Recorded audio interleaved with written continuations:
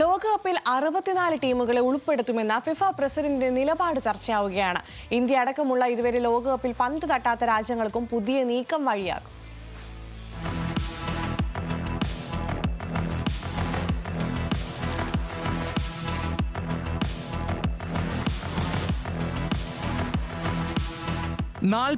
ടീമുകളിൽ നിന്ന് നേരെ 64ലേക്ക്. ലോകകപ്പിന്റെ ചരിത്രത്തിൽ ഇതുവരെ കണ്ടിട്ടില്ലാത്ത ഏറ്റവും വലിയ വികസനത്തിന് വാതിൽ തുറക്കുകയാണ് ഫിഫ. അടുത്ത ലോകകപ്പിൽ അല്ലെങ്കിലും വരും പതിപ്പുകളിൽ 64 ടീമുകൾ എന്ന ആശയം ഗൗരവമായി പരിഗണിക്കുമെന്ന് ഫിഫ പ്രസിഡന്റ് ജിയാനി ഇൻഫാന്റിനോ വ്യക്തമാക്കി.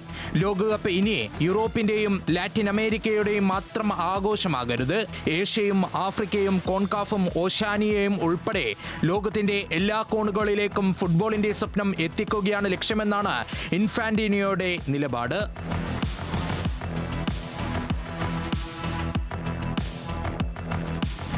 ഈ ലോകകപ്പിൽ ആദ്യമായാണ് 48 ടീമുകൾ കളത്തിലിറങ്ങിയത്. മത്സരങ്ങളുടെ എണ്ണവും വർദ്ധിച്ചു. പുതിയ രാജ്യങ്ങൾക്കും ലോകവേദിയിൽ അവസരം ലഭിച്ചു. ഇതോടെ ആരാധകരുടെ പങ്കാളിത്തവും ആഗോള വരുമാനവും റെക്കോർഡ് ഉയരത്തിലെത്തി. ഈ വിജയമാണ് ഫിഫയെ അടുത്ത വലിയ ചുവടുവയ്പ്പിലേക്ക് നയിക്കുന്നതെന്നാണ് വിലയിരുത്തൽ. 64 ടീമുകൾ യാഥാർത്ഥ്യമായാൽ ലോക ഫുട്ബോളിന്റെ ഭൂപടം തന്നെ മാറും. ഇതുവരെ ലോകകപ്പിന്റെ സ്വപ്നം പോലും കാണാൻ കഴിയാതിരുന്ന നിരവധി രാജ്യങ്ങൾക്ക് ചരിത്രത്തിന്റെ വാതിൽ തുറക്കും. India, Pakistan, Bangladesh, Venezuela, Thailand, Vietnam, Kenya, Syria തുടങ്ങി ലോകകപ്പ് വേദിയിലെത്താൻ വർഷങ്ങളായി കാത്തിരിക്കുന്ന രാജ്യങ്ങൾക്കും പുതിയ പ്രതീക്ഷയാകും ഈ മാറ്റം.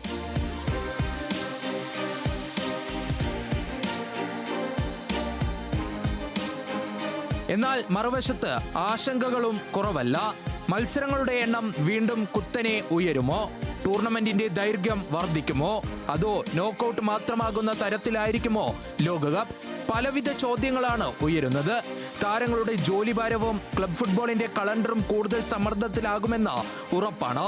നിലവാരത്തിൽ വിട്ടുവീഴ്ചയുണ്ടാകുമോ എന്ന ചോദ്യവും ഉയരുന്നുണ്ട്. എന്നിരുന്നാലും ഫിഫയുടെ കാഴ്ചപ്പാട് വ്യക്തമാണ്.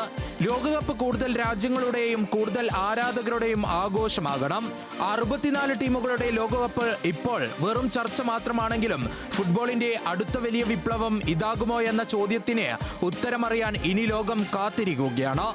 Welcome desk news Malayalam.